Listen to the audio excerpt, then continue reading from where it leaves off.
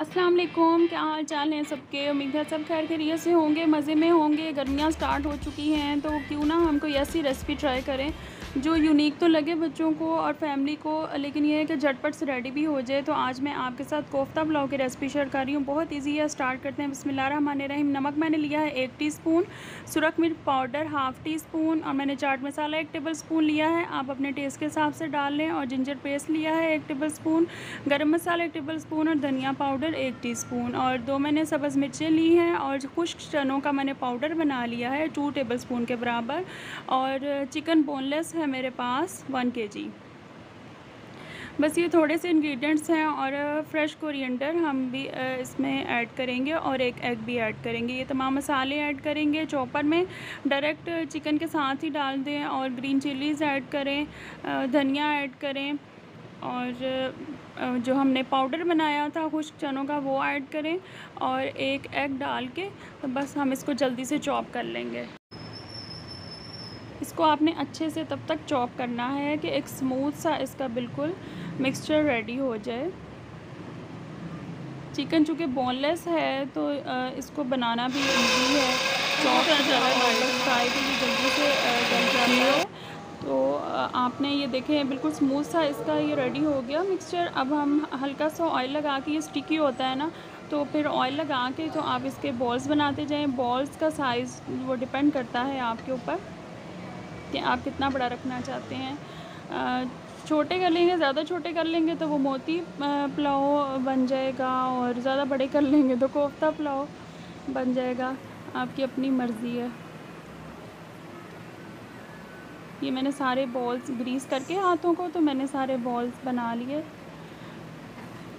और काफ़ी सारे बॉल्स रेडी हो गए थे। ये देखें, ये सारी क्वांटिटी आप देख लें। अब इनको मैंने फ्राई कर लेना है, लेकिन इनको इतना ज़्यादा फ्राई नहीं करना, कि इनको तकरीबन हाफ़ कुक करेंगे हम। हल्के से लाइट से ब्राउन करेंगे, गोल्डन ब्राउन नहीं करना, हल्का सा फ्राई करेंगे, क्योंकि इसने अभी हाफ़ कुक जो है ना वो राइस के अंदर होना होता है। बिल्कुल भी नहीं टूटेंगे, बहुत अच्छी शेप रहेगी, और बिल्कुल ऐसे ही ये ज़बरदस्त रेडी हो जाएंगे। मैंने इनको फ्राई किया, और ये देखें आपके सामने। और आपने हल्के हाथ से इनको बिल्कुल इनकी साइड टर्न करनी है, और बस ये लाइट गोल्डन से हो गए हैं तो अब हम इनको डिश आउट कर लेंगे।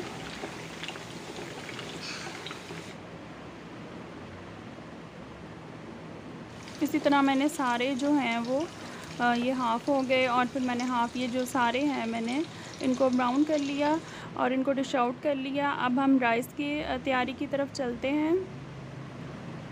और अभी तक अगर आपने मेरा चैनल सब्सक्राइब नहीं किया तो काइंडली कर लें, और बेल आइकॉन को भी दबा दें ताकि आप अपडेट रह सकें मेरी नई वीडियोस के। राइस के लिए मैंने 2 मीडियम प्याज लिए हैं, और 2 मैंने टमाटर लिए हैं, और 1 इंच का टुकड़ा अदरक का लिया है। इसके अलावा नमक जो है वो चावलों के हिसाब से मैंने 4 टीस्पून लिया है, 4 गिलास चावल बना रही हूँ। 2 टेबल स्पून चाट मसाला, और मैंने 1 टेबल स्पून गरम मसाला इसमें लिया है पिसा हुआ, और इसके अलावा साबुत भी डलेगा। सुरख मिर्च पाउडर भी मैंने लिया है 1 टीस्पून, और जो है 2 टीस्पून सॉरी, और जायफल जलवतरी है। इसके अलावा मेरे पास सिनामन स्टिक्स हैं, बड़ी इलायची, छोटी इलायची, लौंग, दालचीनी, कड़ी पत्ता और ज़ीरा है। और इसके अलावा ये धनिया, पुदीना और हरी मिर्चें हैं, इनका हम पेस्ट तैयार रेडी कर लेंगे। ग्रीन मसाला ये हमारा रेडी होगा। इसके अलावा 1 कप दही है, और ये आलू बुखारे हैं 4-5, और इसके अंदर मैंने थोड़ी सी इमली, इन दोनों को मैंने पानी के अंदर डिप करके रख दिया, थोड़ी देर ये सोक हो जाएंगे अच्छी तरह। प्याज को फ्राई करेंगे, सिंपल जो चावल बनाने की रेसिपी होती है। इनको हम गोल्डन ब्राउन करेंगे अच्छी तरह, और गोल्डन ब्राउन होने के बाद हम इसमें ड्राई जो हमारे थे खड़ा मसाला जो था हमारा गरम मसाला के जो सारे इंग्रेडिएंट्स थे वो हम ऐड करेंगे। उनको हल्का सा फ्राई करेंगे, इनकी खुशबू आने लगेगी तो फिर हम इसमें टमाटर, अदरक और जो है बाकी के हमारे स्पाइसेस वो हम ऐड कर देंगे। और इसको हल्का सा फ्राई करने के बाद हम इसमें थोड़ा सा पानी ऐड करके इसको दम देंगे ताकि अच्छी तरह ये गल जाए, प्याज और टमाटर अच्छी तरह गल जाएं। थोड़े से ये गल चुके हैं तो इतना अच्छा सा पेस्ट रेडी होता है ना, तो फिर चावलों में इतने वो नज़र नहीं आते हैं। बच्चों को प्रॉब्लम होती है, नज़र आ रही हूँ। अब हम इसमें कोफ्ते ऐड कर देंगे। कोफ्तों को हम हल्का सा फ्राई करेंगे, बिल्कुल थोड़ा सा, और फिर हम इसमें